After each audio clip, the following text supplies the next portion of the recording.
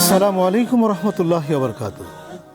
ইন্নাল হামদালিল্লাহ ওয়াস সালাতু ওয়াস সালামু আলা রাসূলিল্লাহ ওয়া আলা আলিহি ওয়া আসহাবিহি ওয়া আহলি বাইতিহি ওয়া মান দাআ বিদাওয়াতিহি ওয়া জাহাদা ফি সাবিলি হাক্কা জিহাদি ইলা ইয়াউমিদ্দিন। ফাউযু বিল্লাহি মিনাশ শাইতানির রাজিম। বিসমিল্লাহির রহমানির রহিম। সুপ্রিয় দর্শক শ্রোতা, যারা কাছে কিংবা দূরে, শহরে কিংবা গ্রামে, দেশে কিংবা বিদেশে, বিশ্বজুড়ে যে যেখান থেকে দেখছেন, আপনাদের প্রিয় চ্যানেল দীপ্ত টিভির পর্দায় পলি কেবলস নিবেদিত সুবহে সাদিক, powered by Beacon pharmaceuticals limited, co sponsor Islami bank Bangladesh PLC. গোটা অনুষ্ঠান জুড়ে আপনাদের সাথে আছি আমি মুফতি আব্দুল হালিম। সুপ্রিয় দর্শক, আপনারা জানেন, আপনারা নিশ্চয়ই অবগত আছেন, মাহে রমজানের প্রতিদিন এই শুভক্ষণে বরকতময় মুহূর্তে আমরা একটি বিশেষ বিষয় নিয়ে আলোচনা করে থাকি। আজকেও তার ব্যতিক্রম নয়। আজকে আমাদের আলোচনার বিষয় হচ্ছে অপপ্রচার ও পরনিন্দার ভয়াবহ শাস্তি। অপপ্রচার ও পরনিন্দার ভয়াবহ শাস্তি, এই বিষয়ে আলোচনা করার জন্যে আজকে আমরা স্টুডিওতে আমন্ত্রণ জানিয়েছি দেশের দুজন বিজ্ঞ ইসলামী স্কলারকে। আমাদের সাথে আছেন ফাদিলাতুশ শেখ, আন্তর্জাতিক খ্যাতি সম্পন্ন ইসলামিক স্কলার, মুফাসসিরে কোরআন, লেখক, গবেষক এবং সুবক্তা, আমাদের অত্যন্ত পরিচিত মুখ, সময়ের সাহসী সন্তান জনাব মুফতি আলী হাসান উসামা হাফিজাহুল্লাহ। আসসালামু আলাইকুম ওয়া রাহমাতুল্লাহ। আমাদের সাথে আরেকজন বক্তা আছেন, ইসলামিক স্কলার, বিশিষ্ট লেখক ও গবেষক এবং মিডিয়া পার্সোনালিটি ফাদিলাতুশ শেখ মাওলানা মাসুম বিল্লাহ মাজহার। আসসালামু আলাইকুম ওয়া রাহমাতুল্লাহি ওয়া বারাকাতুহু। আপনাদের দুজনকে আমাদের স্টুডিওতে স্বাগত জানাচ্ছি। আপনারা কেমন আছেন? আলহামদুলিল্লাহ, আল্লাহ ভালো রেখেছেন। আপনাদের আশা করি ভালো আছেন। আলহামদুলিল্লাহ, আমরাও ভালো আছি। আজকে আশা করছি আপনাদের কাছ থেকে আমরা একটা সমসাময়িক, একটি অত্যন্ত গুরুত্বপূর্ণ একটি বিষয় নিয়ে আলোচনা আমরা শুনব। প্রথমেই আমি শেখ আলী হাসান উসামা, আমি আপনাকে জানতে চাচ্ছি যে অপপ্রচার কি, এই বিষয়ে একটু যদি বলতেন। অপপ্রচার, পরনিন্দা। জি। আলহামদুলিল্লাহ, ইসলাম যেহেতু পরিপূর্ণ, ইসলাম প্রতিটা বিষয়ে পূর্ণাঙ্গ শিক্ষা দিয়েছে। আল্লাহর হকের পাশাপাশি বান্দার হক রক্ষা করার ব্যাপারে বিশেষ তাকিদ দিয়েছে। আল্লাহ রাসূল সাল্লাল্লাহু আলাইহি ওয়াসাল্লাম বিদায় হজের ভাষণে স্পষ্ট জানিয়েছেন, তোমাদের তিনটা জিনিস স্পষ্টভাবে তোমাদের উপর হারাম করে দেওয়া হয়েছে। এক হলো জান, আর এক হলো মাল, আর এক হলো ইজ্জত।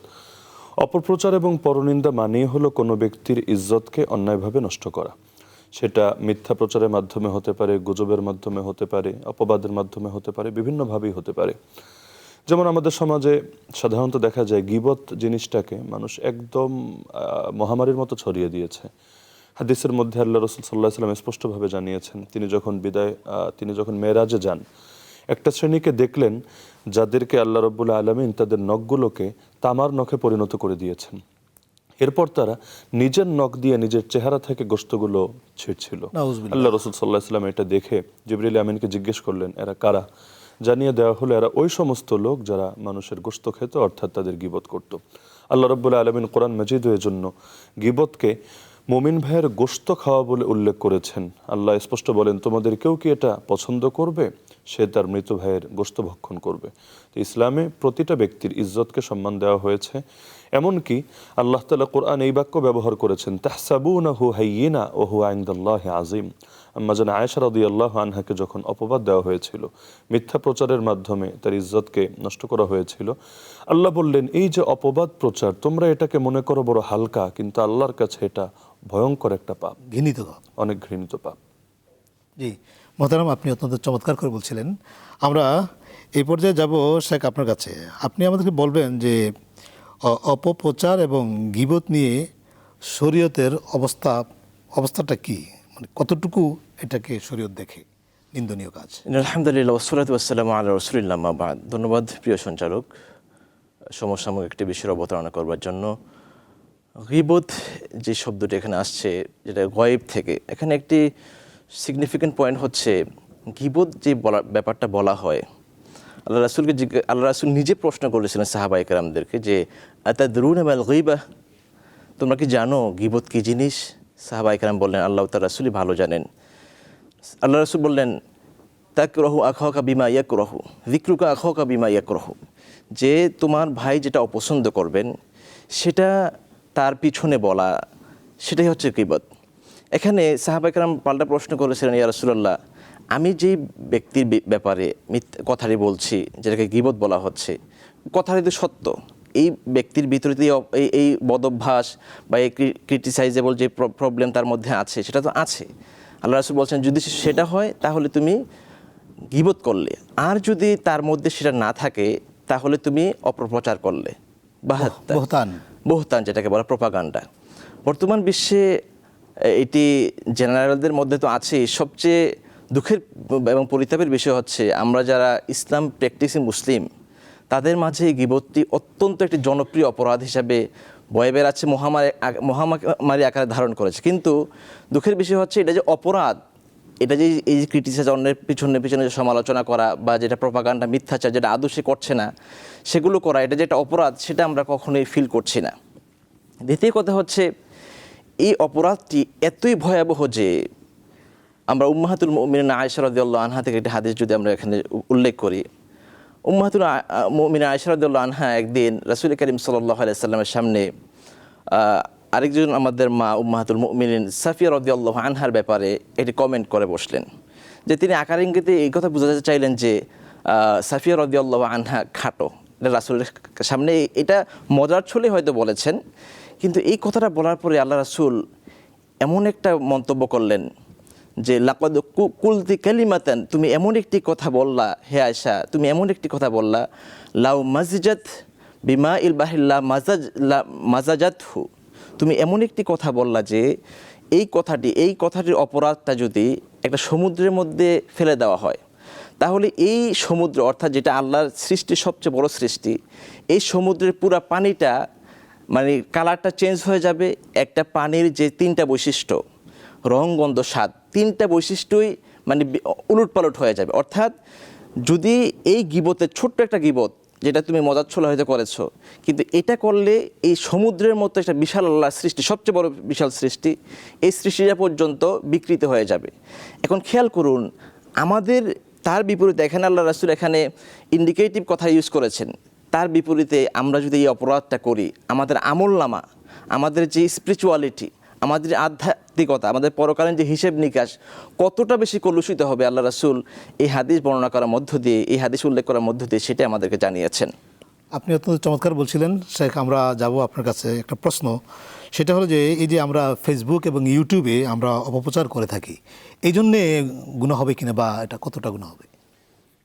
ইসলামের বিধান সব অবস্থার জন্যই প্রযোজ্য। এমন না যে শুধু অফলাইনে যদি একজন আরেকজনের অপপ্রচার করে বা গীবত করে সেখানে পাপ হবে, আর সোশ্যাল প্ল্যাটফর্মে হলে যেহেতু দায়বদ্ধতা কম থাকে, অনেকে আবার ফেক আইডিও ইউজ করে, এখানে গালিগালাজ করলে বা নিন্দা অপপ্রচার করলে মনে হয় পাপটা কম হবে। বিষয়টা এমন না। বান্দার হক নষ্ট করা এবং গীবত, পরনিন্দা, অপপ্রচার করে তার ইজ্জতকে কলুষিত করা এত বড় জঘন্য পাপ, কিয়ামতের দিন এই বান্দা যদি তার হক না ছাড়ে, আল্লাহ তাআলাও তাকে মাফ করবেন না। এজন্য হাদিসে স্পষ্ট আছে, আল্লাহ রাসূল জিজ্ঞেস করলেন, বলো তো সাহাবীরা, দেউলিয়াকে? সাহাবীরা বললেন, ইয়া রাসূলুল্লাহ, দেউলিয়া তো সে মান লা দিরহাম লাহু ওয়ালা মাতা, যার ক্যাশও নেই, যার কাছে অন্যান্য আসবাবপত্র নেই, আমরা তো তাকেই দেউলিয়া মনে করি। নবীজি বললেন, আরে না, আমার উম্মতের প্রকৃত দেউলিয়া সে কিয়ামতের দিন পাহাড় পরিমাণ আমল নিয়ে হাজির হবে, কিন্তু দুনিয়াতে বিভিন্ন জনকে সে গালিগালাজ করেছে, জুলুম করেছে, গীবত করেছে, ইজ্জত নষ্ট করেছে, সব পাওনাদার এসে হাজির হবে। তারা বলবে আমাদের পাওনা বুঝিয়ে দাও, কিন্তু হাসরের ময়দানে কি দিয়ে বুঝিয়ে দিবে? গায়ে কাপড়ও থাকবে না। বাধ্য হয়ে নিজেদের নেক আমলগুলো তাদেরকে দিতে হবে। অবশেষে একটা সময় এমন আসবে যখন আর আমলও বাকি থাকবে না, পাওনাদার বাকি আছে, তখন তাদের পাপগুলো তার কাঁধে চাপিয়ে দেওয়া হবে। তাহলে কতই বড় দুঃখের কথা, সারা জীবন জুড়ে যে আমলগুলো ধীরে ধীরে সংগ্রহ করলো সব ধূলিসাৎ হবে। তো এখন মানুষের ইজ্জত নষ্ট করে এমন একটা বিষয়, যতদিন সে হক না ছাড়বে আল্লাহ কিছুতেই মাফ করবেন না। তো সোশ্যাল প্ল্যাটফর্মে কেউ যদি ফেক আইডি ইউজ করে, কিয়ামতের দিন তো আর ফেক বলতে কিছু থাকবে না, সেদিন তো সবাই রিয়েল ফেস নিয়ে আল্লাহর সামনে দাঁড়াবে। তো যার কারণে এখানে মানুষের হক নষ্ট করার গুরুত্ব এ জায়গায়ও এটা ভয়াবহতা সমানই থাকবে। বিশেষত যেহেতু সরাসরি তার সাথে আমার কখনো দেখা হবে কি না, আমি মাফ নিতে পারবো কি না, এই আশঙ্কাটা কিন্তু রয়ে যায়। বাস্তবিক জীবনে আমি আপনার প্রতিবেশী, আপনার গীবত করে ফেললাম, সকাল বিকাল দেখা হয়, যে কোনো সময় সরি বলে নিতে পারছি। মিডিয়ার মধ্যে বিশেষ করে সোশ্যাল প্ল্যাটফর্ম, আরও বিশেষ করে বললে বাংলাদেশে ফেসবুকটাই বেশি যেহেতু জনপ্রিয়। তারপরে আবার জনসভায় একজন আরেকজনকে বলা, জি, জি। সেটাও একটু। তো এখন এগুলোতে কমন একটা সমস্যার জায়গা হলো, মানুষ খবর যাচাই বাছাই না করেই যখন প্রচার করে, এর দ্বারাও যে অপপ্রচারের গুণ তার আমল নামায় যুক্ত হয়, এটা অনেকে খেয়াল করে না। সূরা হুজুরাতের মধ্যে আল্লাহ স্পষ্ট বলেন, হে ঈমানদাররা, কোনো পাপিষ্ঠ যদি তোমাদের কাছে কোনো সংবাদ নিয়ে আসে, তোমরা আগে যাচাই বাছাই করো, এমন যাতে না হয় তোমরা মূর্খতাবশত কাউকে দোষারোপ করলে আর কিয়ামতের দিন এর জন্য তোমাদেরকে আল্লাহর কাছে লজ্জিত হতে হলো। আজকাল দেখা যায় ফটোকার্ড ছড়িয়ে দেওয়া হয় এক একজনের নামে, মিথ্যা মিথ্যা বিভিন্ন প্রোপাগান্ডা দিয়ে, আর জনগণও সেটা ছড়াতে থাকে। এমনকি হাদিসে তো স্পষ্ট আছে, কেউ মিথ্যাবাদী হওয়ার জন্য এতটুকুই যথেষ্ট, সে যা শোনে তাই বলে বেড়াতে থাকে। তো সোশ্যাল মিডিয়ায় এই পাপগুলো ব্যাপকভাবে ছড়িয়ে পড়েছে। দুঃখজনক ব্যাপার হলো, আমরা দেখতে পাই বিভিন্ন ইসলামিক প্রোগ্রাম যেখানে মানুষ যায় কিছু দিন নসিহত শুনতে, দিনই জ্ঞান অর্জন করতে, সেখানে পর্যন্ত আজকাল গীবত, অন্যের অন্যায়ভাবে তার দোষচর্চা করা, এই মহামারী ছড়িয়ে গিয়েছে। তো গীবত এমনই একটা নিকৃষ্ট পাপ, আমাদের বুজুর্গানে দিন বলতেন, আল গীবাতু আশাদ্দু মিনাজ জিনা, এটা জিনার চাইতেও গুরুতর। কারণ জিনাকে সবাই পাপ মনে করে, অপরাধবোধ থাকে, একদিন না একদিন তওবা নসিব হয়, কিন্তু গীবতকে তো পাপই মনে করে না। তার চাইতে বড় কথা, জিনা করে কুচাহিদা বা কুপ্রবৃত্তির কারণে, আর গীবত করে অহংকারের কারণে। আল্লাহর কাছে অহংকারটা কুপ্রবৃত্তির চাইতেও অনেক বেশি ভয়াবহ। সেটা আপনি অত্যন্ত চমৎকার করে বলছিলেন, আমরা আপনার কাছ থেকে পরে আবার শুনবো। এ পর্যায়ে সে যাচ্ছে আপনার কাছে, আপনি একটু বলবেন আমাদেরকে, যেখানে বা যে অনুষ্ঠানে গীবত চর্চা করা হয় সেখানে কি করার থাকে? যে খুবই চমৎকার প্রশ্ন। আল্লাহ সুবহানাহু ওয়া তাআলা সূরা বনী ইসরাঈলের মধ্যে বলছেন, ইন্নাস সামআ ওয়াল বাসারা ওয়াল ফুআদা কুল্লু উলাইকা কানা আনহু মাসউলা, যে আমাদের শ্রবণ শক্তি, চক্ষু এবং অন্তঃকরণ সম্পর্কে আল্লাহ রাব্বুল আলামিন হাশরের ময়দানে আমাদেরকে জিজ্ঞাসাবাদ করবেন। সুতরাং আমার সামনে যখন গীবতের মতো এত ভয়াবহ একটি অপরাধ, যেটি জিনার চাইতেও ভয়ঙ্কর, যেটি সুদ ঘুষের চাইতেও ভয়ঙ্কর, এবং এটি অন্যান্য আমলকে ধ্বংসকারী একটি আমল, সে আমলটি যখন আমার সামনে করা হবে, সেখানে আমার কী করণীয়? আমি শুনতেছি আমার সামনে গীবত করা হচ্ছে, সেটা আমরা সূরা মুমিনুন থেকে খুব চমৎকার করে জানতে পারি। আল্লাহ সুবহানাহু ওয়া তাআলা মুমিনদের বৈশিষ্ট্য বর্ণনা করতে গিয়ে সূরা মুমিনুনে আল্লাহ তাআলা বলছেন, ওয়াল্লাযীনা হুম আনিল লাগবি মু'রিদুন, যে মুমিন তো তারাই যারা অনর্থক, যেটা পাপ তৈরি হতে পারে, পাপ বিস্তৃত হতে পারে, এই ধরনের সকল কথাবার্তা থেকে সে বিমুখ হয়ে থাকবে, সে স্কিপ করে পরিবেশ থেকে দূরে সরে যাবে। এখানে ব্যাপারটা দূরে সরে যাওয়া নয়, এখানে একটু দায়িত্ব রয়েছে। যখন আমাদের সামনে গীবত বলা হবে, গীবত চর্চা করা হবে, বা প্রোপাগান্ডা, অপপ্রচার আমাদের সামনে কেউ প্র্যাকটিস করবে, তখন আমাদের কাজ হচ্ছে, শরীয়তের হুকুম হচ্ছে সেইটা আমাকে বন্ধ করতে চেষ্টা করা, ইভেন সম্ভব হলে সেখানে প্রতিরোধ গড়ে তোলা।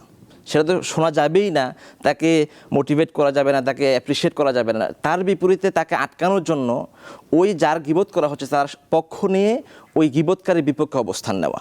রাসূল কারীম সাল্লাল্লাহু আলাইহি ওয়াসাল্লাম বলছেন, মান রাদ্দা আন ইরদি আখিহি রাদ্দাল্লাহু আন ওয়াজহি নার ইয়াউমাল কিয়ামা। আল্লাহ রাসূল বলছেন, যে ব্যক্তি একজন মুমিন ভাইয়ের সম্মান ইজ্জত রক্ষার্থে তার পক্ষ অবলম্বন করবে, তাকে সেই ইজ্জত রক্ষার্থে তার পক্ষে দাঁড়াবে, আল্লাহ সুবহানাহু ওয়া তাআলা কিয়ামতের ময়দানে ওই পক্ষ অবলম্বনকারীর জন্য, ওই প্রতিবাদকারীর জন্য জাহান্নামের আগুনকে তার জন্য দূরে সরিয়ে দেবেন। সুবহানাল্লাহ।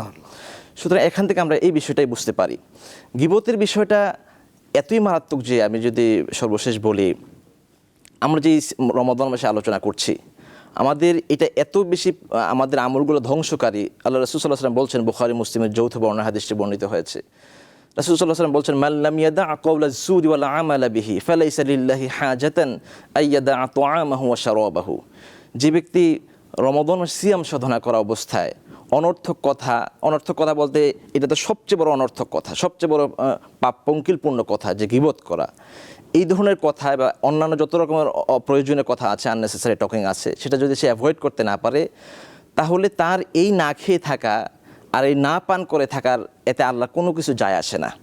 সুতরাং আমরা বুঝতে পারলাম যে এটা কত বেশি ভয়াবহ, ইভেন আমাদের রোজাকেও ধ্বংস করে দেয়। আপনি অত্যন্ত চমৎকার বলছিলেন, অসংখ্য ধন্যবাদ আপনাকে। আমরা যাব আমাদের আন্তর্জাতিক ইসলামিক স্কলার আমাদের শেখ উসামা সাহেব।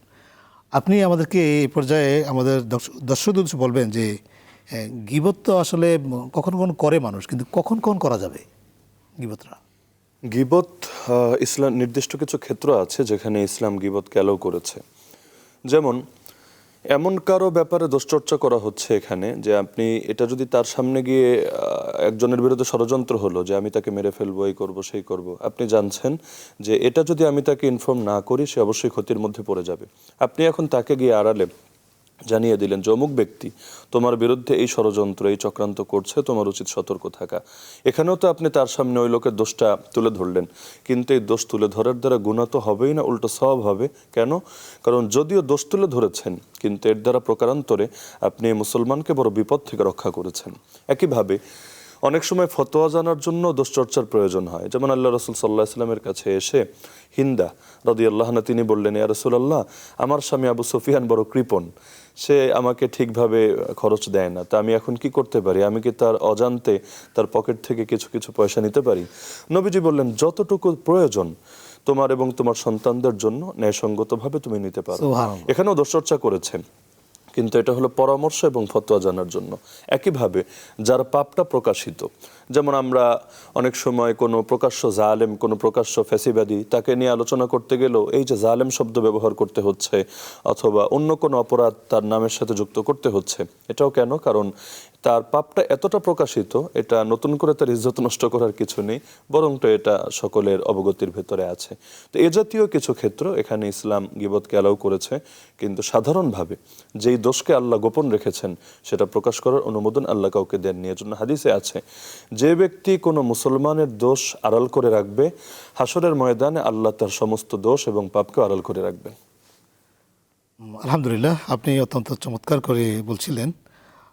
আমরা আরও একটি বিষয় আমরা জানতে চাইব। আমরা নিশ্চয়ই আপনি জানেন যে ডক্টর আব্দুল্লাহ জাহাঙ্গীর রহমাহুল্লাহ তিনি বলছিলেন যে মুমিনের হচ্ছে মজাদার পাপ হচ্ছে এই গীবত। তো এই গীবতের আরও কি কি ভয়াবহ পরিণতি আছে আপনি তার একটু বলতেন?